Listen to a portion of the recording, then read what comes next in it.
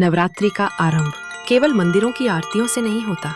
ये शुरू होता है हिमालय की गहरी नीरवता से, उन ऊंचे शिखरों से जहां धरती आकाश से मिलती है।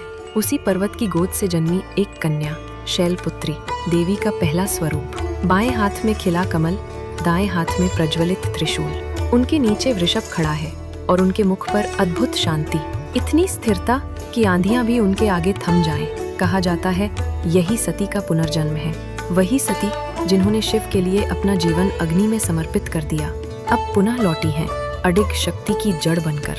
यही कारण है कि आराधना का प्रथम चरण उन्हीं से शुरू होता है। शैलपुत्री के बिना माँ दुर्गा तक पहुँचना असंभव है।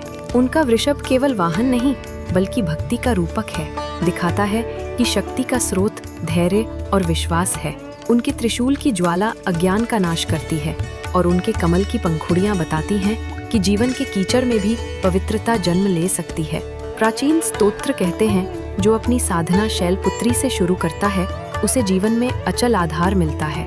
वही स्थिरता जो भक्त को 9 रातों तक थामे रखती है। हर कदम पर, हर रात पर उनकी कथा, उनका रहस्य, उनका आशीर्वाद हमारे भव्य वर्णन में। और इस प्रकार नवरात्रि का आरंभ भी हिमालय की उस मौन गूंज से होता है। वहीं से पहली रात उठती है और वही आपको ले जाती है अगले कदम तक।